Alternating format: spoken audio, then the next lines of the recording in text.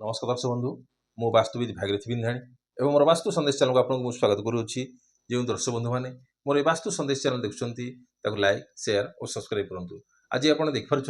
कौन लिखाई द्वादश भाव कौन कौन विचार कराए अर्थात द्वादश भाव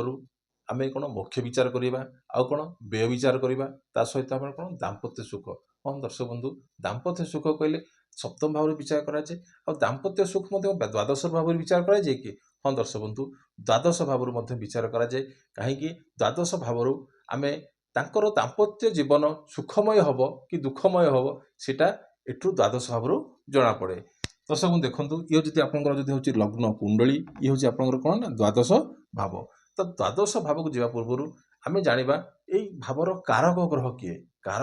ग्रह किए तो कारक ग्रह ये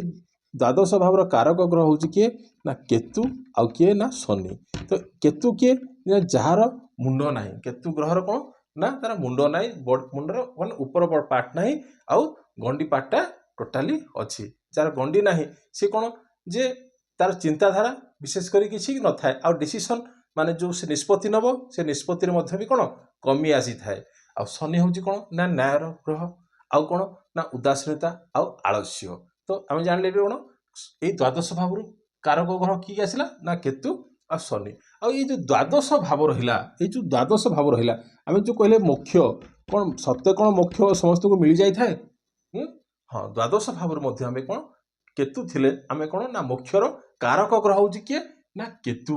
किए ना मोक्षर कारक ग्रह केतु। आम समस्त कहवा जे केतु जदि अच्छी कौन समस्त को कौन आपन को मोक्ष मिल जाव ना। तो एठी कौन होची ना शुभ ग्रह थिले एई भाव रे शुभ ग्रह जदि थिबो ताहले बहुत भलो कौन एठी शुभ ग्रह थिले बहुत भलो। शुभ ग्रह कहले आम क्या बुझे ना आपन शुभ ग्रह कहले गुरु को बुझे बुध को बुझे आउ शुक्र को बुझे आउ किए ना चंद्रमा को ये शुक्ल पक्ष चंद्रमा को ये कौन बुझुचे। तो जो रहा ये शुक्र जदि आपणकर द्वादश भाव जदि शुक्र अच्छी हाँ निज राशि कोटा कोटा ना आपणकर रहा किए वृषभ राशि आउ कौन ना तुला राशि। तो यही दुईटी राशि हूँ कौन ना शुक्रर निज राशि आ शुक्र क्यों राशि उच्च ना मीन राशि उच्च उच्च राशि कोटा ना मीन राशि। जदि शुक्र यही राशि अच्छी यही अंक लिखाई वृषर जो 2 लिखाई कि आपंकर 7 अंक लिखाई कि आपंकर कौन द्वादश माने माने 12 लिखाई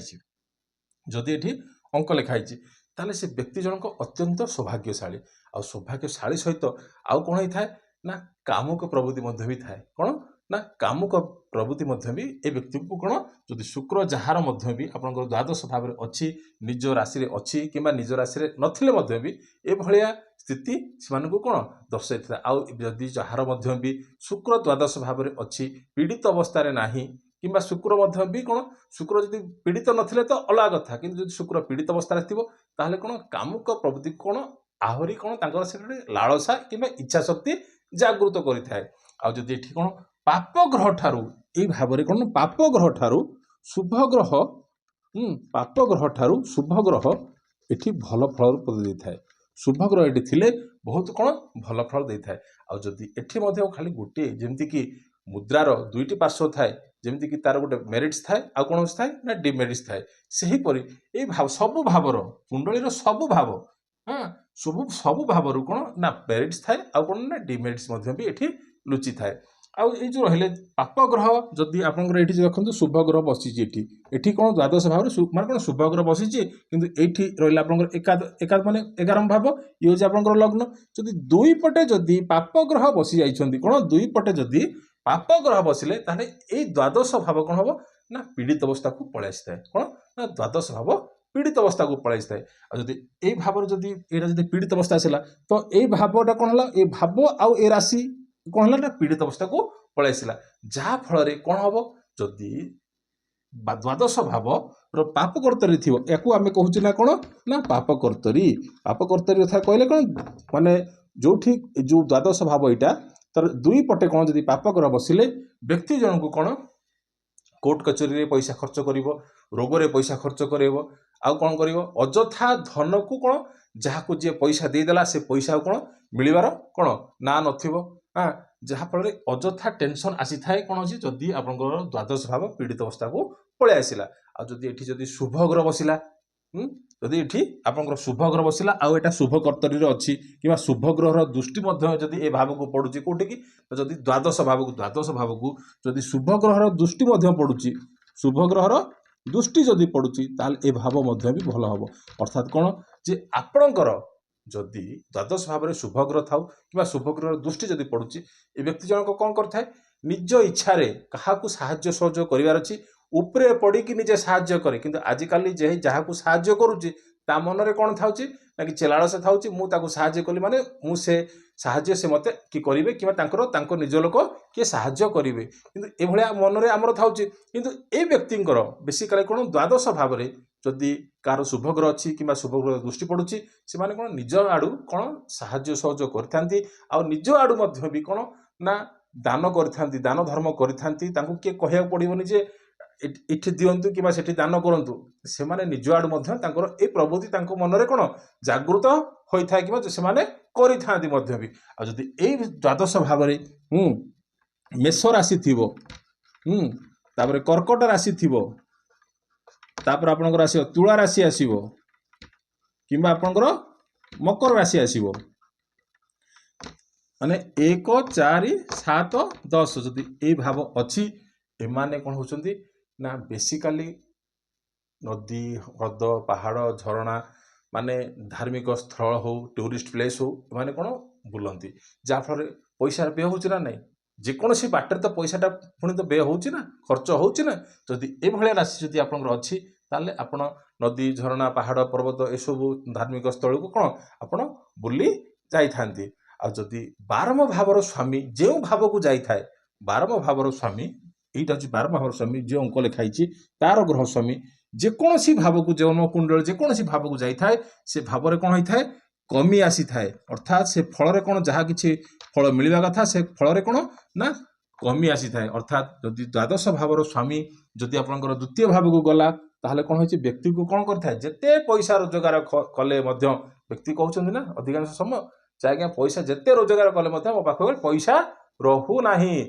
ୟାର ମଧ୍ୟ ଏଇ ହେଉଛି କାରଣ କ'ଣ ଦ୍ୱାଦଶ ଭାବର ସ୍ୱାମୀ ଦ୍ୱିତୀୟ ଭାବକୁ ଗଲା କିମ୍ବା ତୃତୀୟ ଭାବର ସ୍ୱାମୀ ଯଦି ଦ୍ୱାଦଶ ଭାବକୁ ଗଲା ତାହେଲେ ମଧ୍ୟ ଏଭଳିଆ ପରିଶାନୀ ଆସିଥାଏ। ଆପଣଙ୍କ ପାଖରେ କ'ଣ ଯେତେ ରୋଜଗାର କଲେ କ'ଣ ହବ ପଇସା ନଣ୍ଟଇ। ଆଉ ଯଦି ଦ୍ୱାଦଶ ଭାବର ସ୍ୱାମୀ ଯଦି ଏଇଟା ହେଉଛି କୁଣ୍ଡଳୀର କ'ଣ ଦଶମ ଭାବକୁ ଗଲେ କିମ୍ବା ଦଶମ ଭାବର ସ୍ୱାମୀ ଯଦି ଆପଣଙ୍କର କ'ଣ ଦଶମ ଭାବର ସ୍ୱାମୀ ଯଦି ଆପଣଙ୍କର ଦ୍ୱାଦଶ ଭାବକୁ ଗଲା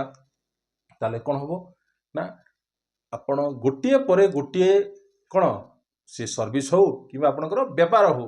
କ'ଣ ନା ସ୍ଥିରତା ସହିତ ଆପଣ ରହିପାରିବେ ନା ନାହିଁ, ଆପଣ ଟୋଟାଲି ସେ ଜାଗାରେ କ'ଣ ରହିପାରିବେନି। ସଦାବେଳେ କ'ଣ ପରିବର୍ତ୍ତନ ଆପଣଙ୍କ ଜୀବନରେ କ'ଣ ଖାଲି ପରିବର୍ତ୍ତନ କରୁଥିବେ। ତ ପରିବର୍ତ୍ତନ କରୁ କରୁ ସବୁ ଜାଗାରେ ତ ସେ ପଇସା ଯେଉଁଟା ଆଗରୁ ମିଳୁଥିଲା, ଯଦି ଆପଣ ଜବ୍ରେ ଅଛନ୍ତି ଯେଉଁଠି ଆଗରୁ ଜବ୍ କରୁଥିଲେ ଯେତିକି ପଇସା କମାଉଥିଲେ ତ ଆଉ ଗୋଟେ ଜାଗାକୁ ପରିବର୍ତ୍ତନ କଲାବେଳେ ସାଙ୍ଗେ ସାଙ୍ଗେ ତ ସେତିକି ପଇସା ମିଳିବ କି ନାହିଁ ସେଟା ଉପରବାଲା ଜାଣିଛନ୍ତି। ତ ଯଦି 12ମ ଭାବର ସ୍ୱାମୀ କିମ୍ବା ଦଶମ ଭାବକୁ ଆସିଲା କିମ୍ବା ଦଶମ ଭାବର ସ୍ୱାମୀ ଯଦି 12ମ ଭାବକୁ ଗଲା ତାହେଲେ ଏଭଳିଆ ପରିଶାନୀ ଆସିଥାଏ। ଆଉ ଯଦି ଦ୍ୱାଦଶ ଭାବର ସ୍ୱାମୀ ଯଦି ଆପଣଙ୍କର ଆସିଲା ତୃତୀୟ ଭାବକୁ ଆସିଲା ପଞ୍ଚମ ଭାବକୁ ଆସିଲା, ପଞ୍ଚମ ଭାବରେ ଆମେ କ'ଣ ବିଚାର କରୁଛେ ଶିକ୍ଷା ସନ୍ତାନ, ତାହେଲେ ଏଠି କ'ଣ ହବ ନା ପିଲାମାନଙ୍କ ଶିକ୍ଷାରେ ପିଲାମାନେ କହୁଥିବେ କ'ଣ ଗୋଟିଏ ପାଠ ସରିଲା ଆଉ ଗୋଟେ ପାଠ ପଢ଼ିବା ପାଇଁ ଯିବେ, ତ ସେଟା କ'ଣ ଅନବରତ ପଇସା ତାଙ୍କର ବିଦ୍ୟାରେ ହିଁ ଆପଣଙ୍କର ପଇସା ଖର୍ଚ୍ଚ ହବ। ଆଉ ଯଦି ଦ୍ୱାଦଶ ଭାବର ସ୍ୱାମୀ ଯଦି ଆପଣଙ୍କ ପଞ୍ଚମକୁ ଆସିଲା ତାହେଲେ ସନ୍ତାନ ଆପଣଙ୍କର କ'ଣ ହବ ସନ୍ତାନ ମାନେ ପାଇଁ ଆପଣଙ୍କର କ'ଣ ଗୁଡ଼ାଏ ପଇସା ଆପଣ କ'ଣ ଖର୍ଚ୍ଚ କରିବେ। ନୋ ଡାଉଟ୍ ଆଜି ଠିକ୍ ଅଛି ଯେତିକି ପଇସା ଖର୍ଚ୍ଚ କରିବା କଥା ଠିକ୍, କିନ୍ତୁ ତାହା ଅଧିକା କ'ଣ ହୋଇଯାଇଥାଏ। ଆଉ ଯଦି ଦ୍ୱାଦଶ ଭାବର ସ୍ୱାମୀ ଯଦି ଆପଣଙ୍କର ଚତୁର୍ଥ ଭାବକୁ ଆସିଲା ତାହେଲେ କ'ଣ ମାତା ଥାଏ କିମ୍ବା ମାତା ନଥାଏ କିମ୍ବା ମାତା ଥିଲେ କ'ଣ ହବ ନା ତାଙ୍କର ସ୍ୱାସ୍ଥ୍ୟରେ କ'ଣ ପରିଶାନୀ ଆସିଥାଏ। ଆଉ ଏଠିରେ କ'ଣ ଶୁଭ ଗ୍ରହ ହିସାବରେ କ'ଣ ଦ୍ୱାଦଶ ଭାବରେ ଶୁକ୍ରକୁ କ'ଣ ବହୁତ ମାନେ ବ୍ୟକ୍ତି ଜଣଙ୍କ ସୌଭାଗ୍ୟ କ'ଣ ହୋଇଥାଏ। ଆଉ ସୌଭାଗ୍ୟ ଅର୍ଥାତ୍ କ'ଣ ନା ଯେତେ ଯାହା ହେଲେ ମଧ୍ୟ ସେମାନଙ୍କୁ କ'ଣ ଯଦି ମୁଁ ଏବେ ପେନ୍ ଧରିଛି ମୁଁ ଆପଣଙ୍କର ଏ ବୋର୍ଡରେ ବୁଝାଉଛି ମୋତେ କ'ଣ ଦରକାର ମୋ 5 ଟଙ୍କା ପେନ୍ ହେଲେ ମଧ୍ୟ ମୁଁ ଚଳିଯିବ ଲେଖିବା ପାଇଁ, କ'ଣ ମୋତେ ଦରକାର କ'ଣ ଲେଖିବା ପାଇଁ, କିନ୍ତୁ ସେମାନଙ୍କୁ କ'ଣ ଏ 5 ଟଙ୍କା ପେନ୍ ନାହିଁ ତାଙ୍କୁ 500 ଟଙ୍କା ପେନ୍ ଦରକାର। ଅର୍ଥାତ୍ ସବୁ ଜିନିଷ କ'ଣ ବ୍ରାଣ୍ଡେଡ୍ ଦରକାର। तो शुक्र जदि आप द्वादश भाव में अच्छी ताल ये सब जिन आपको कौन देखा मिले आदि पाप ग्रह थे कौन हम कहले शुभ ग्रह थे कौन हम आदि यही भाव में जदि आप शनि हो कि राहु हो शनि हो कि आपंकर कौन राहु हो जदि आपंकर ए भाव में थी राहु कौन होता है ना मनीष मन में कौन भ्रम सृष्टि करता है जदि सी वृषभ राशि हो कि आपंकर मिथुन राशि हो कि आपंकर कौन सिंह राशि हो कि आपंकर धनु राशि हो कि आपंकर कौन मकर राशि हो कि आपंकर कौन कुंभ राशि रे जदि अच्छी राहु ताहले कौन हम से व्यक्ति जनक माने कौन होची ना संसार रे कौन जेते जुआड़े जातु सभा समिति सब क्षेत्र में से कौन सम्मानित हो जाती आ पाप ग्रह थे तो से तो कौन उच्च कोटिर होता पाप ग्रह थे द्वादश भाव में कौन उच्च कोटिर होता सम्मान पाई था किंतु ये कौन होती जदि आपंकर राहु कौन कहली मेष राशि आपंकर कौन कहली वृष राशि हो कि आपंकर मिथुन राशि हो कि आपंकर कौन सिंह राशि हो धनु राशि हो मकर राशि हो कि आपंकर कुंभ राशि हो एमाने कौन होती व्यक्ति विशेष जो 8टी जो 6टी कहली एमाने कौन होती माने भक्ति सहित जगत जीति जाती कौन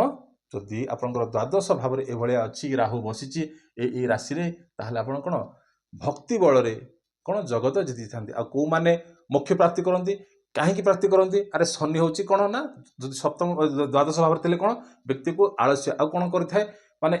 एमती शनि चिपिड़ी दे थाए जे से माने कौन होता है ना जीवन में धोखा परिश्रम खाई खाई खाई खाई शेष में कौन था ना भगवान श्रीचरण में आसी था कौ मैंने भगवान श्रीचरण आसते जो मैंने दुनियाटा को देखी सारे परिशानी देखी सारे आउ कहीं ना आमको बचापे हेले कौन ऊपर वाला बचेब तो ऊपर वाला को जो कहली शनि हाँ तो ये कौन है व्यक्ति जाकू अंतर भितर कौन होता है धार्मिक प्रवृत्ति को नहीं था जहाँकि कौन करता आप कहते जो मुख्य कथा कहते ये हूँ से कथा तो ये तो थिला आज छोटिया टॉपिक जो दर्शक बंधु मैंने मोर वास्तु संदेश देखुं लाइक शेयर सब्सक्राइब करूँ रही नमस्कार।